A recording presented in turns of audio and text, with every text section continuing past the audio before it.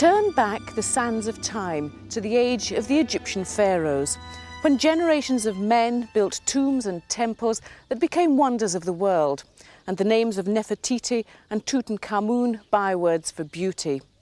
Priceless treasures assured their immortality. But the ancient Egyptians left us another, more ordinary but no less valued legacy. For they created beer.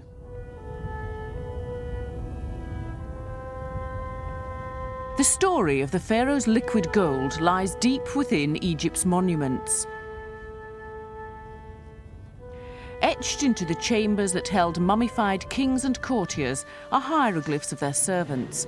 They're carrying out their everyday duties, including brewing. Beer was part of the staple diet of the ancient Egyptians, so important that written on papyrus is a description of a whole army that fell sick when the beer ran out and they had to drink the water.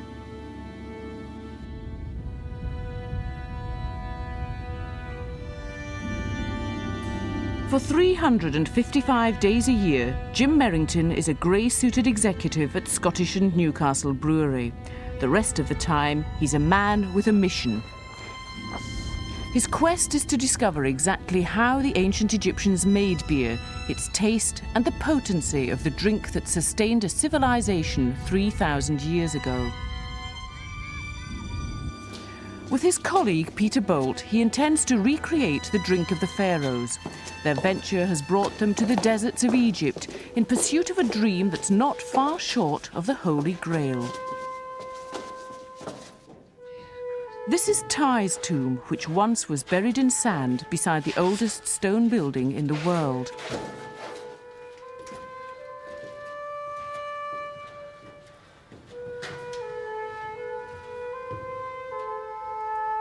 This is the earliest known recorded brewing sequence that there is in existence. It's about 4,300 years old. It's a whole brewery. I mean, right from the top where they're actually making the vessels, through the process of sparging the material through a sieve and into lower vessels, taking it along even further into containers. And there's a possibility of putting yeast into those jars. And then also filling, capping, and away. Yeah. The temperatures out here, they would have fermented very quickly. What makes it difficult to interpret this is that it doesn't read left to right or top to bottom. No. You appear to have to jump about to different places to pick up the sequence of the process. That's right. The sequence is difficult in actual fact. I mean, there are probably parts of the process that weren't very interesting, were simply missed out. Yeah. Egyptologists also found sealed in tombs models of servants. Ancient Egyptians believed they would accompany the pharaohs to a supernatural realm, serving them exactly as they did on earth, bakers making bread, brewers beer. What's missing from these homebrew kits for the life hereafter are the ingredients and the recipe for beer. For that information, the 20th century brewers have had to follow the Nile much farther south.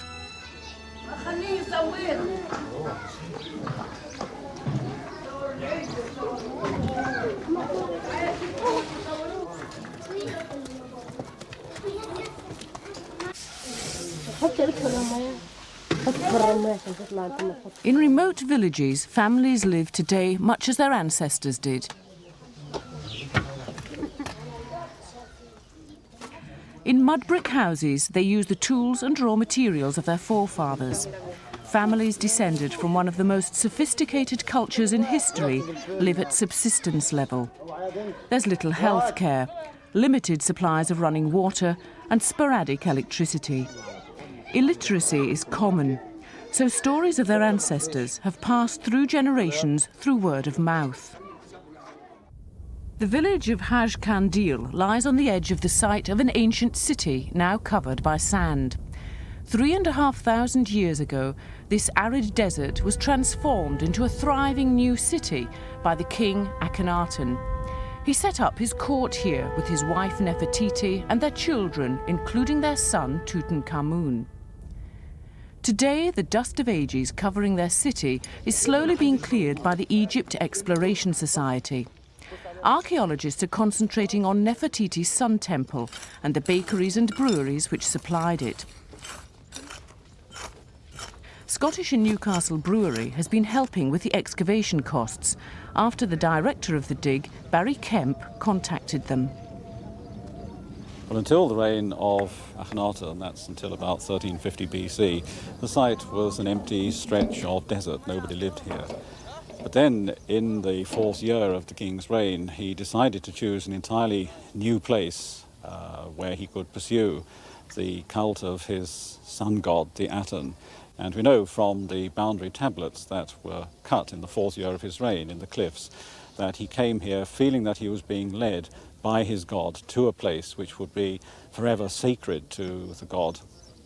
And he set out his intentions to build a series of temples and palaces, a tomb for himself and also tombs for his priests and courtiers.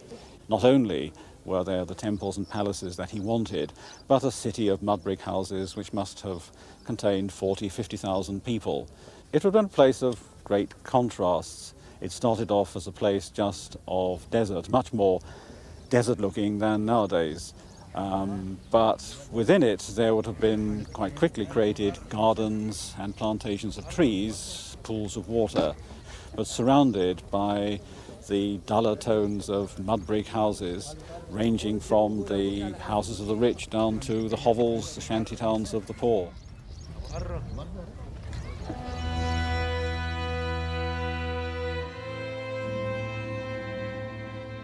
After 17 years, Akhenaten's reign ended. No one knows how he died, but there was an attempt to systematically erase all trace of him from the history of the pharaohs. His statues were defaced, his temples destroyed, and his city abandoned. Little was built or cultivated here from that time to this, so the archaeologists are excavating a time capsule. Almost everything unearthed here dates back to the days of Nefertiti and Tutankhamun.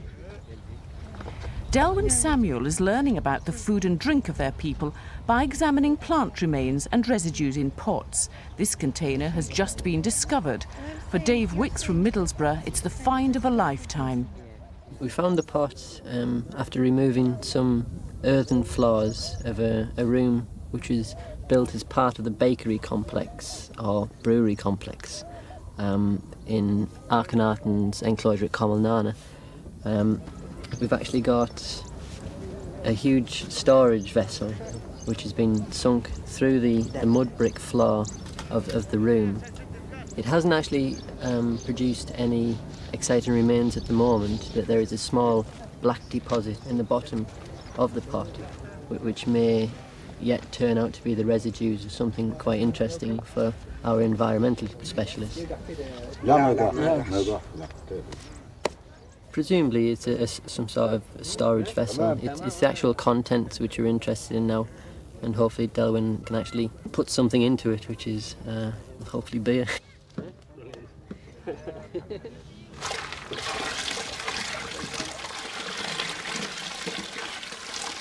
As well as residues from pots, Delwyn also finds clues about beer thousands of years ago by washing the soil. Light organic fragments of grain, fruit or vegetables left by the inhabitants of Amarna float on the surface.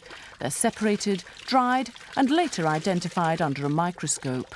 I'm looking at how ancient Egyptians made beer and bread, and I'm looking at that because they were the staple items of diet, and they were both made with cereal remains, hence the interest in the plants. So I'm looking at remains like the grains of cereal and the bits of chaff from cereal, but I'm also looking at the kinds of pots that the beer may have been made in and the bread may have been baked in. I'm looking at residues of actual bread and beer, because in a dry climate like this where Amarna is, these organic remains preserve very well and can be studied.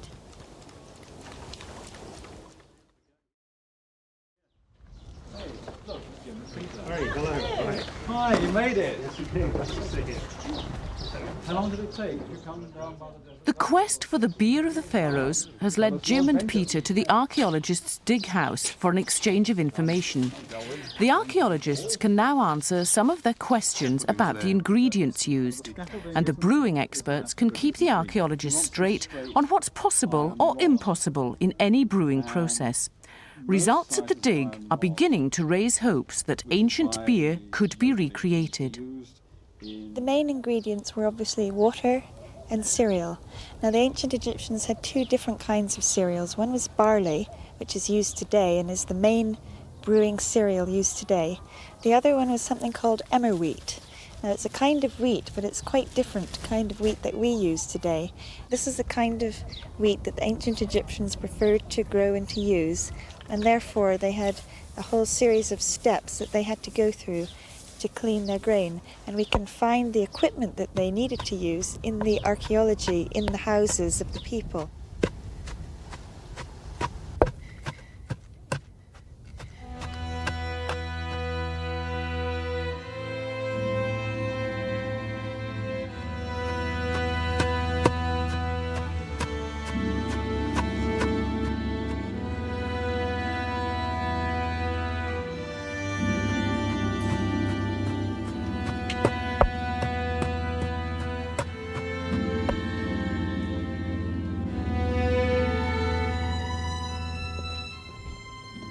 We've seen the little houses of individual families, and they had their mortar where they pounded the emmer wheat to shred away the chaff, and they had in almost every house a quernstone where they ground the grain into flour.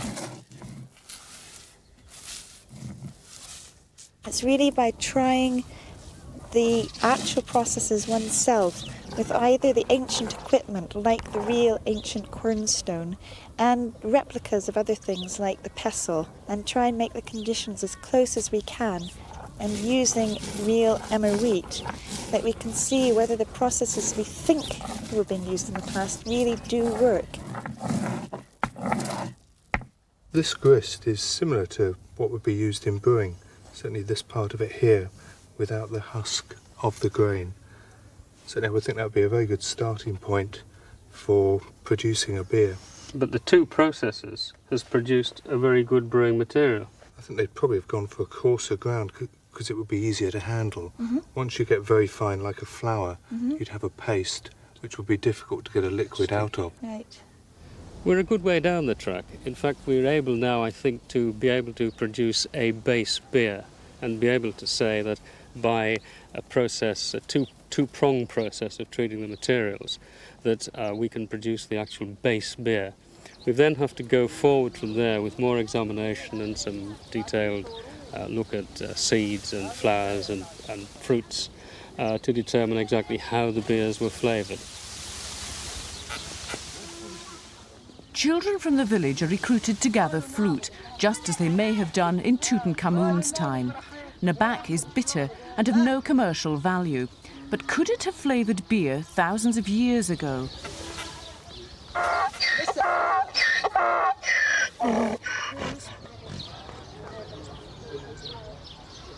Delwyn has found traces of coriander that was used in cooking in the 3rd millennium. Today, it flourishes on ground claimed from the desert by irrigation.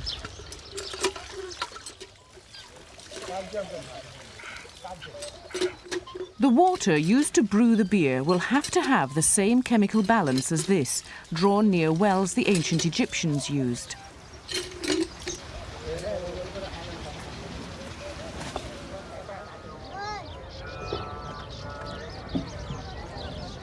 The team has now gathered enough information and samples.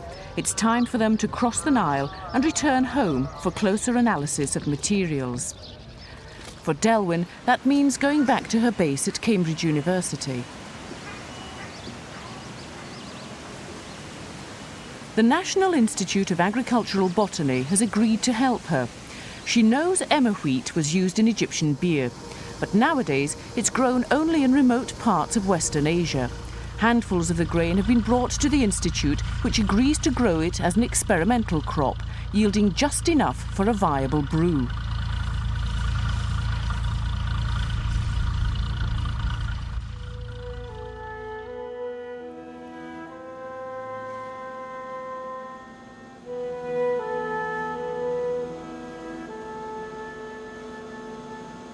is an amazing transition.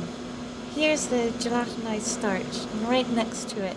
Meanwhile, Leica Cambridge is letting Delwyn use their state-of-the-art scanning electron microscope, SEM, to analyse beer residue she's brought from Amana.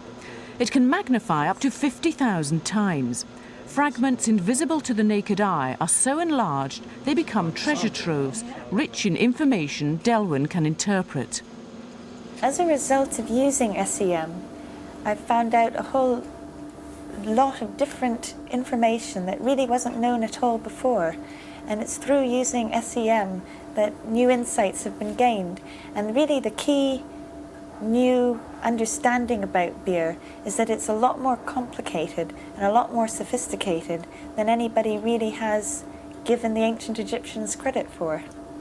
The breakthrough has really been that there were two separate processes used in beer brewing, and that's something that nobody had any idea about before. And what I've been able to establish is that there were two batches of grain which were treated in different ways and then mixed to make the beer. But in fact, the kind of work that I'm doing means that I need the expertise of people who are used to working with brewing and with baking. And I can get so far with the residues that I have and understand them in their archaeological context. But in order to understand the technological processes, it's really invaluable to have people who do this work regularly.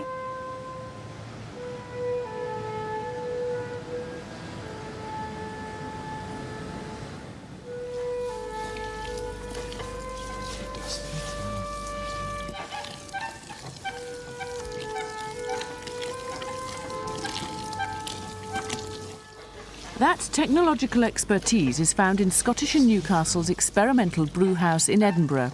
It's taken 4 years to come this far. The emmer wheat grown in Cambridge has produced a good yield, and calcium has been added to Edinburgh water to match the Egyptian sample. The residues have yielded their secrets, and Nefertiti's beer is being brewed again. We've had a tremendous jigsaw to piece together, and we've still got the final pieces to go in there. But it's taken quite a considerable period of time. We've had to combine archaeology, we've had to combine archaeobotany, and we've had to combine the brewing process in all of that. And it's been quite a haul, but we shall get there. It is quite a remarkable exercise. And in fact, it's created interest throughout the world. This has been a journey of exploration, really, not knowing at each stage what's going to happen, what will work, what won't work. So it has been the opposite way around to normal product development. Some of the yeast out of this one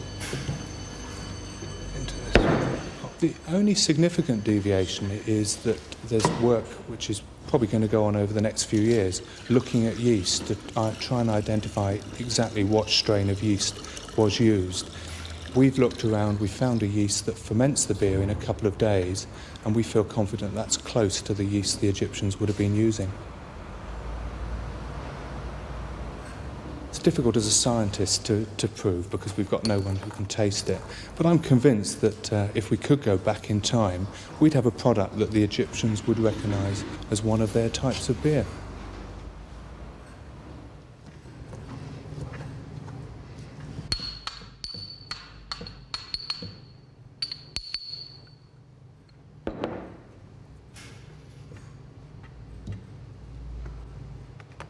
What I've done is I've produced 4 types of beer. One which is the base beer, one with coriander, one with the nabak, and one with both coriander and nabak. Seneb, health. Here goes. It's quite sweet. Quite sweet, quite grainy. None of the bitterness you'd normally find in a beer. No. Doesn't taste that different. Well, I think it's quite pleasant. And I thought, as I was working on the residues and so on, that it could be quite a pleasant taste. And sure enough, it's really very drinkable. That's good. It's got a good, clean taste. Yep. I think it'd be interesting to try the ones with some herbs added to them as well. See how that develops the flavour. I think it's different in that it doesn't possess the modern characteristics of beer, in that it doesn't have any hoppiness to it. There's no bitterness to it. That's a big So difference. that's somewhat different to modern beers. And of course it's a wheat beer as well, as opposed to a barley-based beer. And that's totally different.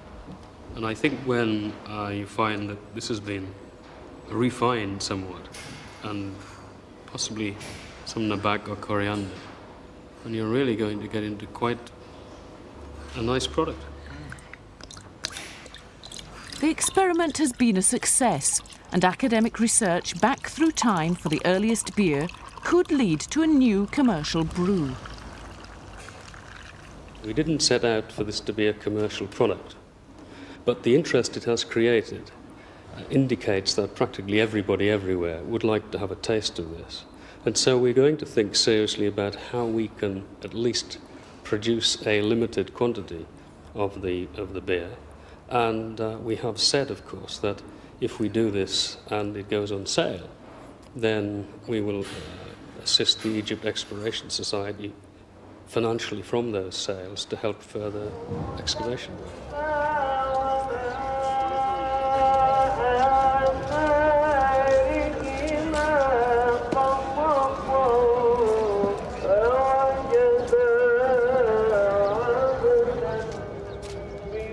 But for the foreseeable future, it's unlikely that anyone will taste the recreated beer back in Egypt.